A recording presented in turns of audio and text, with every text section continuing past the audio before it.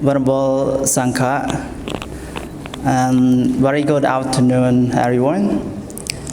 I'm Venerable Hak Sienghai from Cambodia, and actually I'm a representative of the group, we say group 2.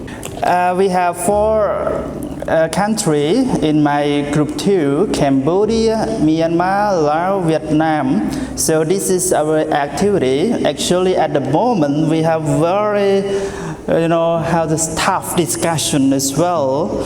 We try to find out the problem and the solution for our topic raised by this seminar. So you can see the activity of the unity, the solidarity of our members in the group.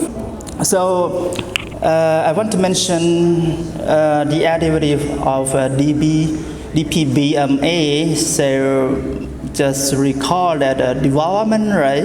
DP propagation, B Buddhism, that is in Mekong, Asia. So our seminar focus on Mekong region and seminar.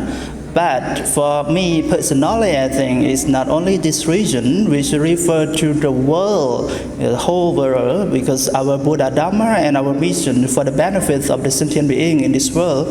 And for us, from these 4 countries, we raise up some problem. So, like me in Myanmar, brothers said they have some conflict recently, religious conflict, and then the decline of social morality is happened in Cambodia, Laos, Vietnam, and everywhere actually because of modernization. And then the exact information that this number of monks are declining right now. In Theravadin Buddhist country, Myanmar and Thailand, Cambodia as well, most of the youth not really interested in becoming a monk, just some time, very short time. And even among ourselves, we are not really, stable, commitment to be a monk for life. Most of Cambodian monks maybe change their lifestyle to be a lay person one day, not really devote himself forever actually. So another one that is lack of educational institution. This is raised by the most vulnerable from Laos. He said it's very poor to hear that in Laos not so many monastic education. He said just only 2. So even they have the numbers of the Sanghas is a lot, but the institution, monastic education, they have only 1 or 2 Buddhist college. So it's hard for them. And another one that is materialism. I think it's happened in the world as well. It is block the morality of the people and to try to develop their own happiness because they tend to like material so much like in modern world. And our solution, I think we have to get like interfaith dialogue. We have a lot of experience in Cambodia. We usually hold that conference, or we might say like workshop for interfaith dialogue between Buddhism, Islam, and Christianity. So we come to sit together, discuss together, and then we can find out the way to solve some problem and misunderstanding.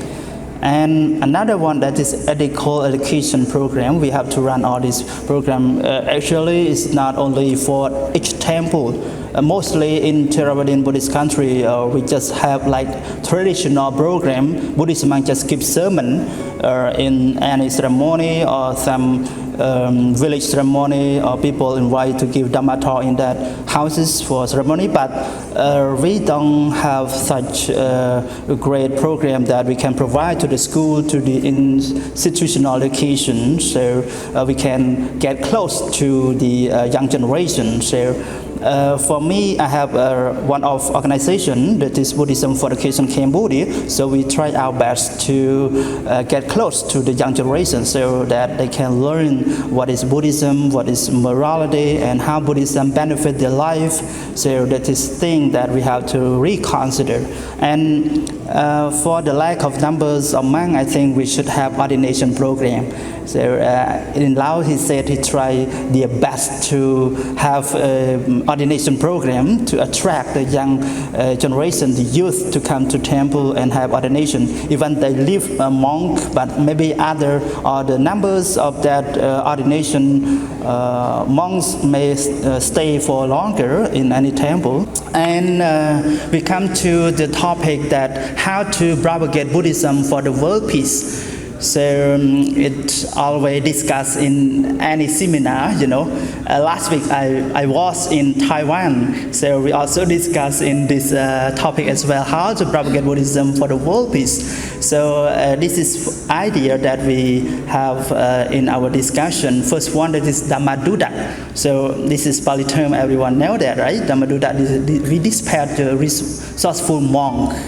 To foreign country, to Westerner, to Europe, to other countries. So, when the Buddha firstly attained the full enlightenment, and then he sent the 60 monks to go forth, and then he said, please monk, go forth for the benefits of many. So Jadata Bhikkhave, something like this. So we should follow this Buddha's teaching. I think all of us are now following these footprints of the Buddha and holding the joint conference, Sangha Unity. So like today, we come together. So what is the purpose for coming together, right? From Laos, from Vietnam, from Cambodia, China. Like for me, first time, I felt very happy. And all of you too, I think. And then we make some friends. So as long as we are united, we can do anything. If we divide it, we die.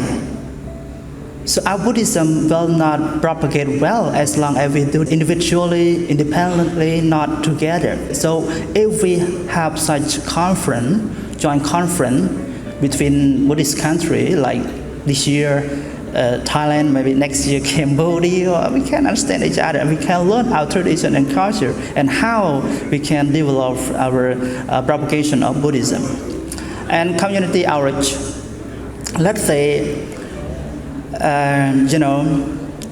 there's something that we have to think, because sometimes we just have like a theory, not really in action.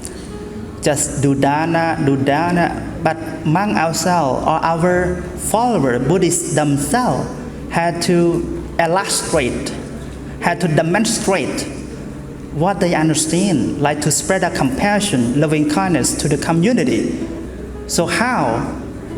Dhammadana is the best gift. Dhammadana, giving Dhamma talk, is the best gift. But in the reality, in the real situation, people are starving. Like in Cambodia, some places, they don't have even houses to live, and even the food to eat. So what our member of Sangha or the member of the Buddhists, what should they do? The best way is outreach, to give them spiritual and also some supply, let's say food supply or anything which can help them. So I think community outreach is also the great model for spreading Buddha Dhamma. It happened in Cambodia, because their poverty, other faith, let's say straightly, other faith, they are coming to community and they want to attract those impoverished people, to get to their temple or to believe in their faith, especially for the young generation, the children. That is our problem as well. So we have to think in this way. If we don't think in that way, our next generation for our sasana will be decline, will decrease. And language skill, I just learned from Long Po yesterday. He said, it's correct. We are Dhammaduta, promoting Buddha Sasana to the world, but we don't know language. I mean English or Chinese right now. That is international language we can use. So one thing, even we know the language skill, let's say English, but the diplomatic word is most important thing. That is how do we approach to the people, how do we address to the people, how do we learn them and get them to understand Buddhism. That is very soft skill as well. I think it's more value than the language skill. Like Ajahn Chah, I know he doesn't know English, right? He doesn't know English, but Only a cup of tea. yeah. You know, only a cup of tea. Yeah, you see, Ajahn Chah, the well-known Buddhist scholar of Thailand, I have been to many countries in this world. In this world. So they know Ajahn Chah, but his background don't know English. Just a cup of tea, right? Just cup of tea, cup of tea. So 3 words. Let's say it's cup of three words. But he has, how to say, like uncountable student. Even he passed away, but his tradition, his monastic education still maintained. And all the students follow his tradition. This is soft skill of his teaching. And then one thing, teaching by doing, is one way of propagating Buddha Sasana as well. We are a Buddhist, play as a role model. We say the diplomatic of peace, because the world right now recognizes Buddhism as a religion of peace. This year, I joined the international conference, let's say International Vesak Day in United Nations. I've joined fourth year continuously every year. And then they always discuss only the peace of the world through Buddhism, how Buddhism contributes to the world for the peace of humankind. That means everyone regard Buddhist monk and Buddhist follower as a peace messenger, as a peaceful person. Right? That we have the peace in our mind. That's why we can bring peace to others. If we don't have anything in our mind, how can we bring to others? Like we want to give something to others, but we don't have anything. Like we want to give the money, want to give any books or anything, but we don't have it. How can we give to them? In the same way, we are the peaceful messenger. So we have to develop ourselves, that is teaching by doing, that we have developed all activity, all the virtue, all the quality to be a leader or to be the soldier of Dhamma, to fight with the, how to say, like enemy of the world. Enemy of the world is that is defilement, that is, something which that's obstacle to the happiness of the world. So teaching by doing is great model and is referred to our Buddhist monk and even our people. And then meditation day, that is very great answer from all our discussion, because they said we should have meditation day in the same time. Let's say not around the world, just say Thailand, Cambodia, Vietnam, the country along Mekong rivers. We should have, how to say, like we should have agreement to say like on 26 this month, 26 August. Every 26th August we have the meditation day, so we come together like in Siem Reap or in Thailand someday. So it might be happen. So we can start from a very small, and then we can spread out to the world.